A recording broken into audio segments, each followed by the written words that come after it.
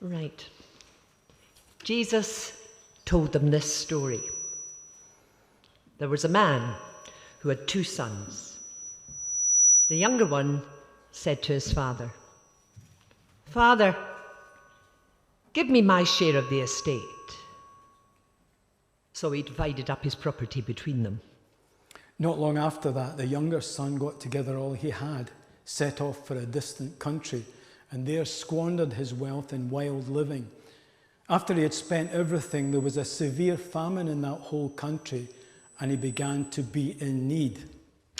So he went and hired himself out to a citizen of that country, who sent him to his fields to feed pigs. He longed to fill his stomach with the pods that the pigs were eating, but no one gave him anything. When he came to his senses, he said, "How many of my father's hired men have food to spare, and here I am starving to death? I will set out and go back to my father and say to him, 'Father, I have sinned against you, against heaven and against you. I am no longer worthy to be called your son. Make me like one of your hired men.'" So he got up and went to his father. But while he was still a long way off, his father saw him and was filled with compassion for him. He ran to his son, threw his arms around him, and kissed him. The son said to him, "Father, I have sinned against heaven and against you. I'm no longer worthy to be called your son." But the father said to his servants, "Quick, bring the best robe and put it on him. Put a ring on his finger and sandals on his feet. Bring the fatted calf and kill it. Let's have a feast and celebrate. For this son of mine was dead and is alive again. He was lost and is found." So they began to celebrate. Amen. Amen. This is the word of the Lord. The church hasn't always been that good at welcoming prodigals back home.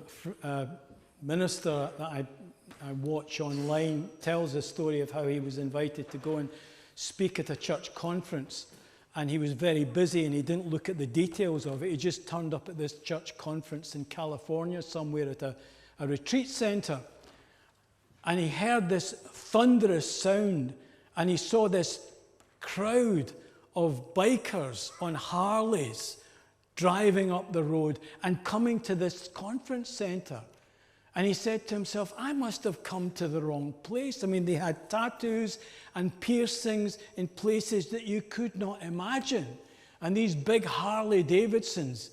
And he thought to himself, where have I come to? And then he spoke to them, and he discovered that it was a biker church, and they were having this retreat. And he said that they were the loveliest guys you could ever meet. He said half of them had been in Hell's Angels. And if you leave, or you can't leave the Hell's Angels, if you do, you'll get killed by them.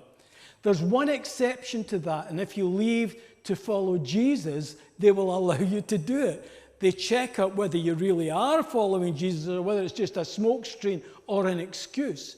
But he said these were the loveliest guys ever. And he said to them, he says, "Why do you have a biker church? Why don't you go to your normal local churches? They'd be so blessed by you coming along." And they looked at him and said, "They won't have us. We don't dress right. We don't speak right. We don't look right." And so they wouldn't accept us. We've been rejected often by the church. And so the church has not always been that good at welcoming prodigals back. And there is a problem with this story because we call it the parable of the prodigal son. But it's not actually the parable of the prodigal son. It's the parable of the 2 lost sons. You notice that Jesus at the start says there was a man who had 2 sons. Now one was lost in a far country, but the other was lost at home. He had this seething anger and resentment towards his father that we won't read about today, but in fact what I'm going to do this week is going to look at the younger son, and when I'm preaching in a few weeks' time, we'll deal with the elder brother. But we've got to hold the 2 together, because there were 2 groups that he was speaking to. There was the tax collectors and sinners, the traditional sinners, the dodgy characters. They loved to hear Jesus. But there was the religious rule keepers like the Pharisees who had it all correct. But he was saying this story because the younger son represented the tax collectors and sinners, but the elder brother represented the Pharisees. And it may be that Jesus was moving towards this in the first couple of parables in that chapter, because the first one is about a shepherd who goes into the country to find the lost sheep. He has to search everywhere. But there was the widow who lost her coin in the home. She had to sweep her house, but it was lost in the home. And it may be that these are three parables that are really one story. And if we don't emphasize the fact that there was a second lost son, we're in danger of sentimentalizing sin. Oh, it's the classic stuff. He got stoned, he got drunk, he was hanging out with prostitutes, although that only came from the mouth of the elder brother. I mean, notice that when you've read that passage. He never admitted to it, so we don't know. Maybe the elder brother assumed that. But he lost all his money, ended up feeding the pigs and wanting the swill that the pigs were eating. And so there's that. It's a classic sinfulness. But we've got to remember that this other lost son kept all the rules, was the good guy. But both of them wanted the father's stuff, but not the father. Thanks very much. We want your goods, but not the father. And maybe sometimes we're a bit like that. We want the things that God gives us. And God in his great heart is wanting our passion, our love, our time. And so we've got to remember that. It's not the parable of it is the parable of the prodigal son, but it's the two lost sons. And so what happens? Well, first of all, there's the speech. Look at verse 12. The younger one said to his father, this is Luke chapter 15, verse 12. The younger one said to his father, "Father, give me my share of the estate." So he divided his property between them. Now, this would be shocking to the people that were listening to the story, because the idea that the son would ask for his inheritance, well, basically, he would not normally get that inheritance until the father was dead. So essentially, he was saying, "Dad, I wish you were dead. You're in the way. I wish you weren't hanging on so long. So I want my money. I want what's right. And I want what I deserve."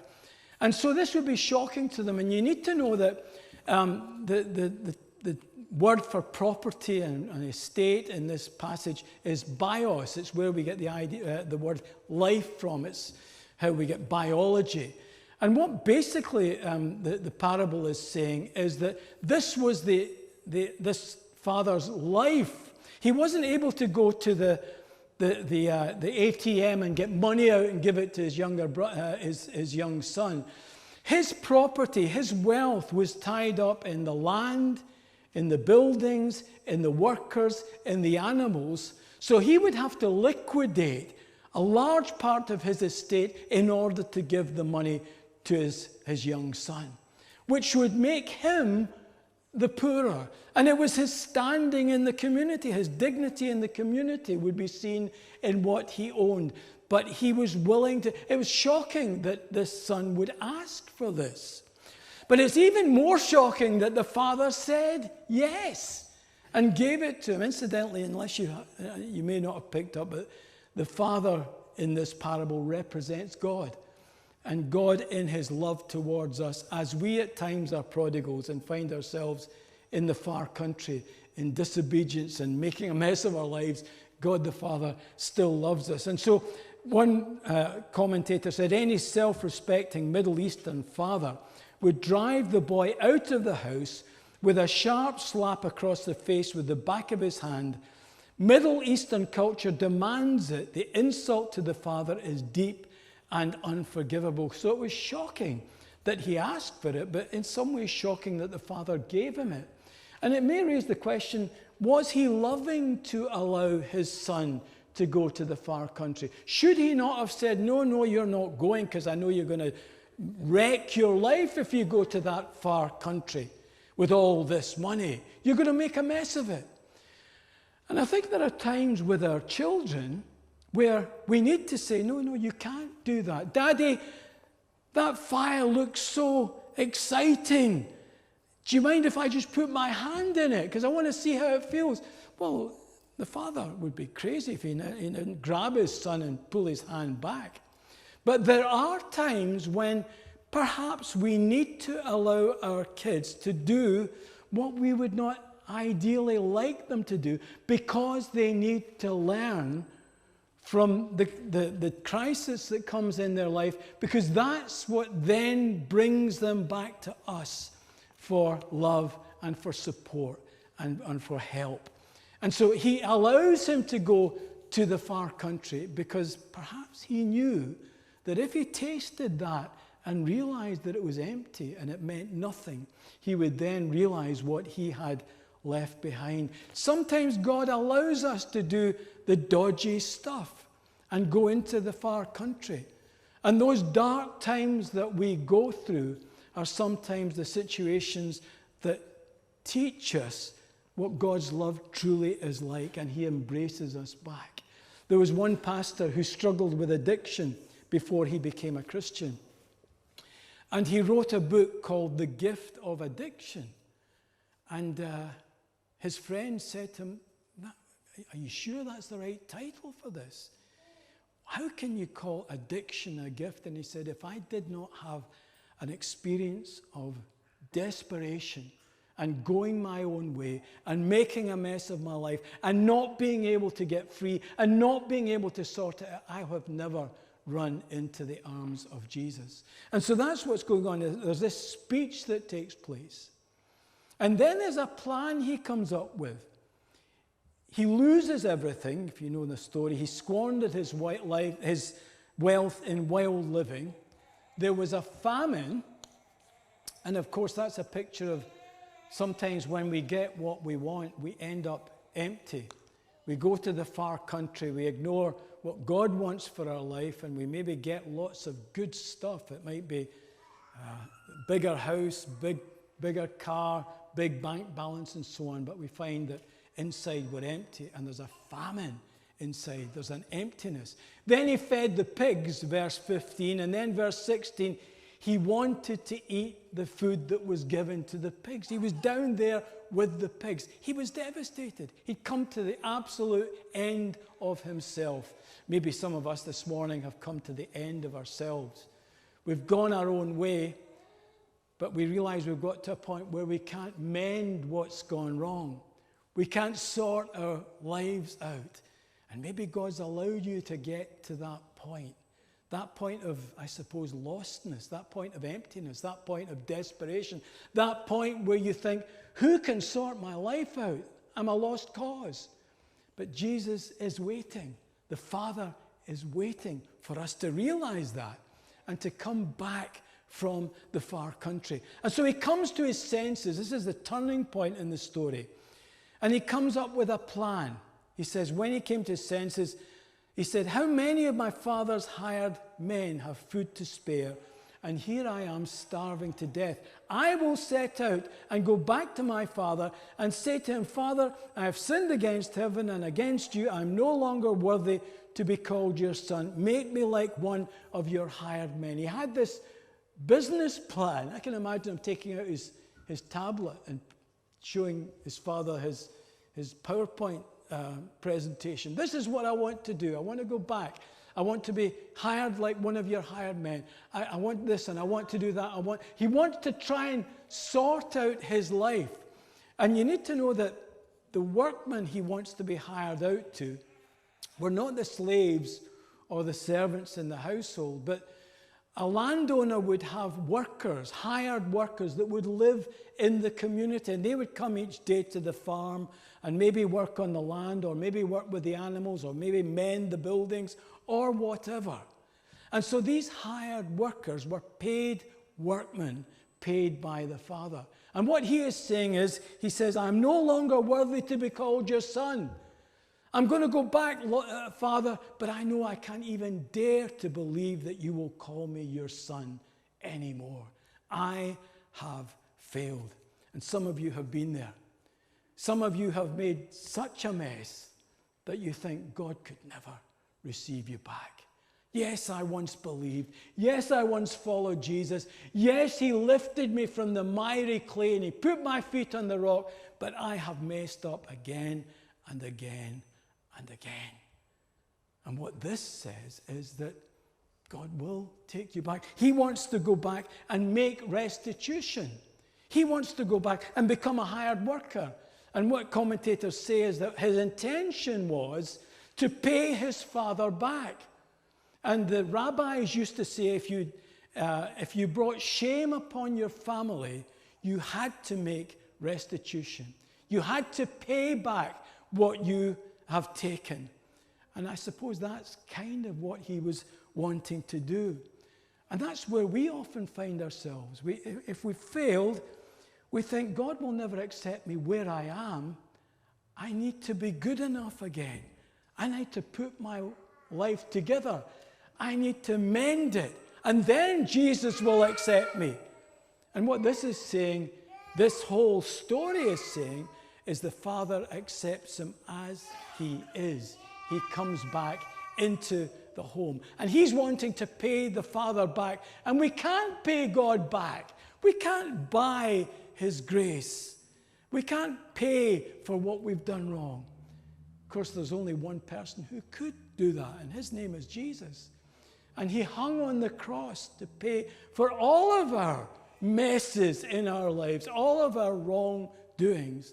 But sometimes we have this idea that I've got to earn God's forgiveness. Alice Cooper, the famous rock musician, after 25 years of marriage, his marriage was about to go down the tubes because he had a serious problem with alcohol. He drank 1 bottle of whiskey a day, every day.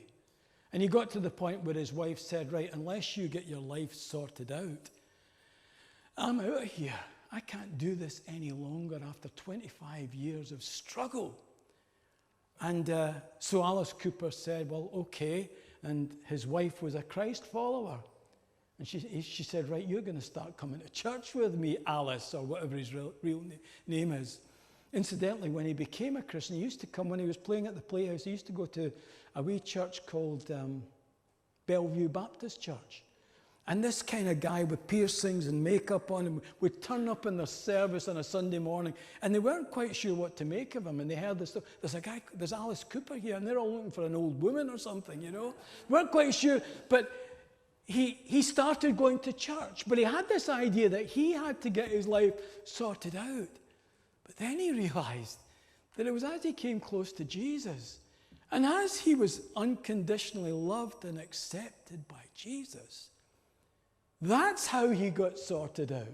It was the acceptance and forgiveness and the love of God that enabled him, in God's strength, to get his life sorted out. And he said he had to tell his friends in the rock and roll business about Jesus. And he said, you would be surprised. The ones that you would think are the farthest gone are the ones that are most apt to listen. It's when we come to the end of ourselves, and maybe some of us haven't got there yet, and that's why you're not interested in Jesus.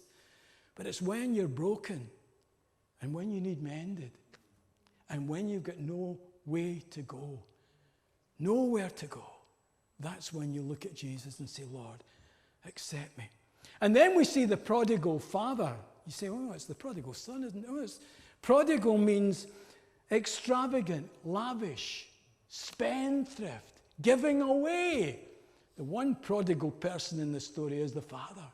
He gave his life and love lavishly to the father and to the son. Look what happens. Verse 20, he got up, went to his father, but while he was still a long way off, his father saw him and was filled with compassion for him. He ran to his son, threw his arms around him, and kissed him. That sounds more like a mother than a father, but it's also a father. Commentators say that it's almost a picture of a mother parent. And maybe God is demonstrating in this passage that he has both with him, and he ran. Now, you need to know that any self-respecting patriarch would never run. Children would run, young men sometimes would run, women might run, but a respected father figure, patriarch in the community, he would be well respected and well known, would not run. He might stand at the gate tapping his foot and, folding his arms, saying, told you so. That's what we would do, wouldn't we? If our son came. I would anyway, so maybe you're not as bad as I am. Told you so. But no, the father cannot hold himself back. And in front of the whole community, he runs up the main street. They're all in Starbucks and, in Tesco's and so on. Oh no, not in those days, but anyway. And the reason he didn't run was because they had these heavy robes that went down to their feet. And in order to run, he had to hoist the robe up, exposing his naked legs in front of all of his business colleagues and so on, the whole community. And he ran to his son and embraced him and kissed him. What do you mean, before he got sorted out? Before he even had a bath? I would have given him a week to get himself sorted out and counseled and so on. But no. Get the robe, get the best robe, which would likely be the father's robe. Get the ring put on his finger, which was a symbol of sonship. You're back in the family, son. And it was a symbol of authority because you would stamp wax documents, the seal on documents with this ring. Get the fatted calf killed. And let's have a celebration. In that culture, you would very seldom eat meat. But when you did, it was a special occasion. But actually, the fatted calf was the top, the pinnacle, which meant that the whole town would be invited to celebrate that the son had come back. And he was accepted by the father before he made any restitution. He didn't require him to pay back. He was accepted back into the family. Such incredible, unconditional love. And maybe this morning you need to hear that. Maybe you're in a far country. Maybe you've strayed away. And that's something that doesn't happen necessarily for years. It may be Monday you're close to God, but Tuesday, Wednesday, you're back in the far country. It's amazing how quickly we stray back. And God is saying to us, come to me. Now is the time to return. You don't have to get yourself sorted out and cleaned up and have a bath and all of that stuff. You're welcome back. He is here by his Spirit.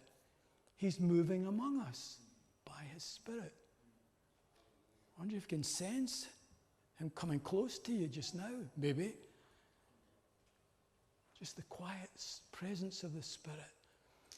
And I have to confess that as a pastor over maybe 30 years, I've spoken to some people, and when I've said, do you know that God is your Father?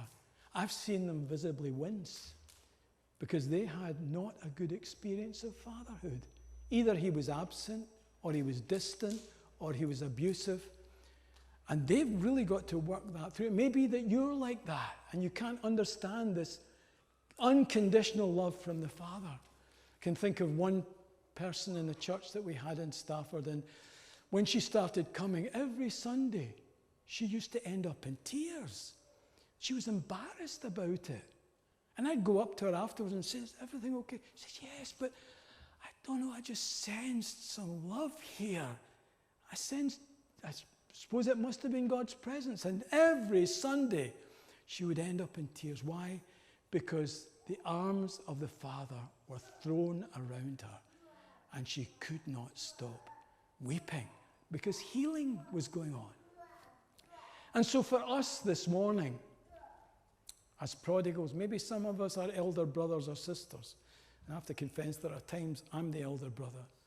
And the elder brother, you'll notice that we'll look at in more detail next time, he goes to his father and says, look, you, I've worked for you. He didn't say, Father, you've got to understand where I'm coming from. He says, look, outside the where the bluegrass band is playing and the celebration's going on, he says, look, I've worked and I've kept the rules and I've worked for you all these years, and you didn't do any of this like this to me. And when this son of yours, whoa, wait a minute now, but he's your brother. And he doesn't say that when this brother of mine, he says, this son of yours. Do you see what he's doing? He's distancing himself from the family. The young son distanced himself in the far country, but he was distant at home. And Jesus leaves it. He doesn't conclude whether he comes back in or not, the elder brother. But for those of us who are confidently prodigals, younger brothers, sisters, and we're desperate for the love and forgiveness of the Father, and that's when we start getting sorted. Don't say, when I get sorted, then. What we need to say is, Father, come, throw your arms around me. And now I will get sorted because we're going to do this together. We're going to sing a song just now, and it's a song of blessing upon us. The Lord bless you and keep you. The Lord make his face shine upon you